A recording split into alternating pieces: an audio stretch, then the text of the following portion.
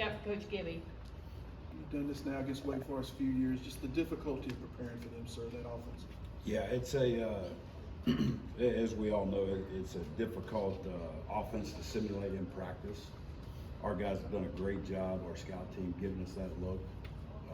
The slow mesh is difficult because they'll get you in a bind, whether you're playing slow downhill to the line of scrimmage or you get in there too fast and we're in the zone coverage and they throw it in behind. So, but they do a great job. Coach Clausen, Coach Ruggiero are very good football coaches, have a system that they believe in and they stick to. And, it's always fun playing these guys. It's a challenge, but it's a fun game.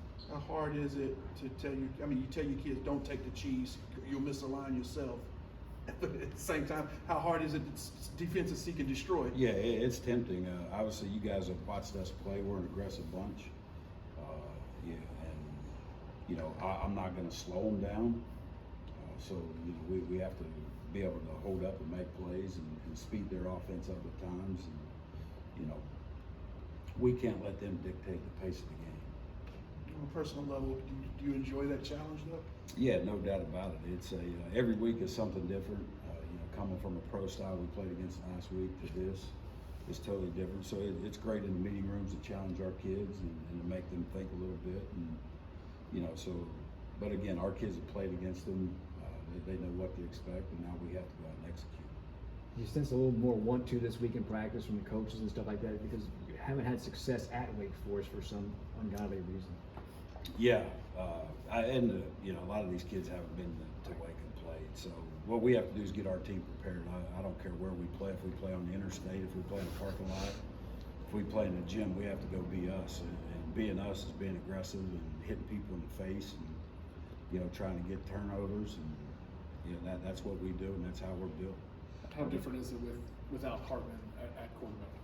Yeah, obviously Sam's a great football player, and they have quarterbacks that make plays. They're still, they're still putting up numbers against people, and only a couple times have they been shut down. But you saw at Duke, they went into Duke against one of the best defenses in our league and put up 21 points and had an opportunity to win the game. So you throw that film on, our guys are they're paying attention and they understand. But Sam's not there, but Griffiths is just as good. Not just as good, but knows the system just as well. Coach Jordan talked on Monday about how valuable the bye week was for the entire team to really evaluate and seeing how everyone's been playing coming out of that bye week. How valuable was it on the defensive side of the ball? Yeah, it was valuable. Anytime you could look back at what you were doing wrong, and fix those things. We had some really good games before the bye week. You go back to Louisville, we were playing extremely well, and then Marshall comes in the next week, and we didn't play so well, and but we had to just self-eval ourselves and see where we were at and fix some things, and our kids have done a great job of doing that. Coach, Shaheen Battle had maybe the play of the game on that 4th down stop. Just what went right on that play to pull everything? We got a goal line stand, so Shah made a heck of a play, but so did the front guys. We had 5 D linemen in the game, and we were penetrating in our gaps and getting pushed. Caden Fordham made a great play as well, and we built that package during the week last week when they were going to get big, and we used it, and it was successful. So, but I just beyond that play, I thought Shah played his best game of the year. So I thought he was really good Saturday night. Coach Gibson, obviously it's a team effort when always contributing to a win, but how proud are you specifically of your unit to be able to hold a Miami offense to just 2 field goals this past week when they've been leading the ACC in different categories all around? Yeah, I love it. I love those kind of games. I wish every game was like that. So I like the pressure when it's on us to get stops. Our kids like the pressure when it's on us to get stops to win a game, and every challenge that we had, we just kept stepping up.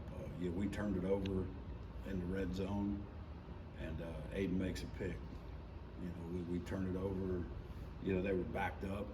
Red gets a strip sack, and Davin recovers the fumble. So, and again, just helping each other out, offense, defense, special teams. But I love it when it's a low-scoring game and the heat's on us. Sort of going off that answer, similar to Miami in previous games, it's come down to one possession. Seems like with Wake Forest in the past couple of meetings. What's been your point of emphasis to your defense as far as, hey, this game could come down to us going out there and making the stop to get the win. Yeah, and you know, the standard is the standard on defense right now here. They understand that every play in our mind is going to be the play that changes the game one way or the other. So we take the field in the first quarter with the same mindset we do in the fourth quarter. We're out here to get stops, put the ball down, and let's roll. How impressive was it for you to see Peyton go out there and make 16 tackles after leaving, the week before, with an injury? Yeah, nothing that guy does really. I mean, he's the kid is a freak of a football player. Plays extremely hard. So nothing that he does surprises me. Just for the fact that I'm around him every day and watch the things that he, the way he works out, the way the winter workouts, the way that he lifts weights, the way he studies film. So, if you had asked me last week when he had 16 tackles, I may not give him 16. I probably said 15. It took a perfect storm for him to get to his 6th year, but to see the love that he has for the school and for his teammates, how do you see that kind of permeate across the defense?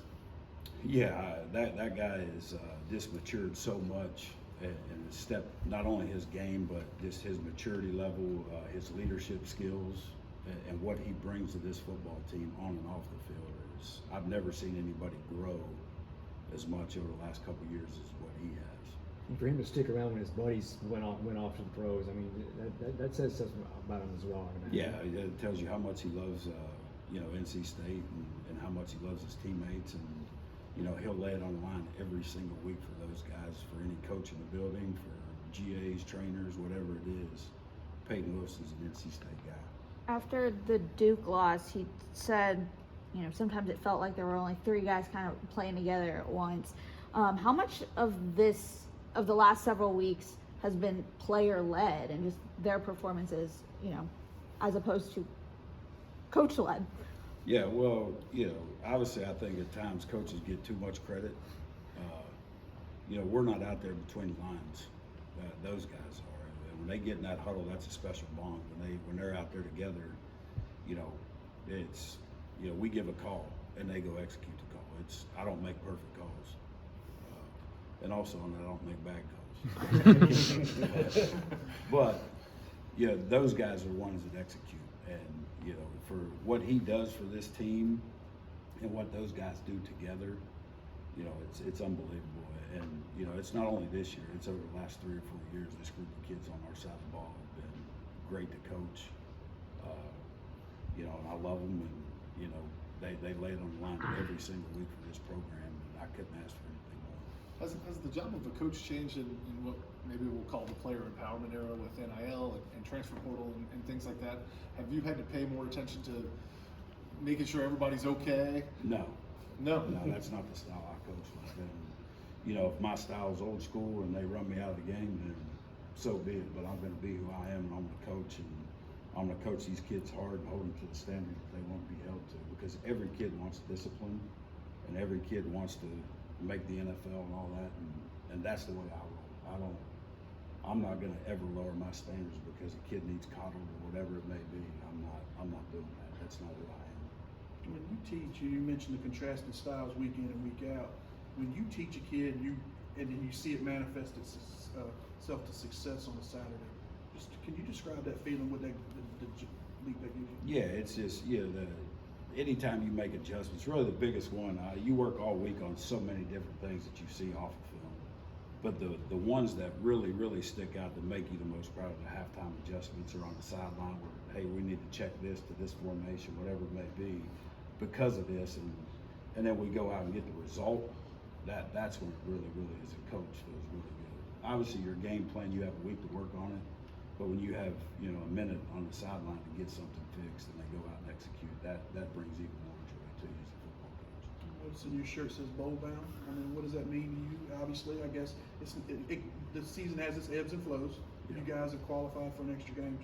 How much does that mean to you? Yeah, it's just so good for our program and for our young kids, and obviously the way that we've gotten to where we've gotten after after the bye week.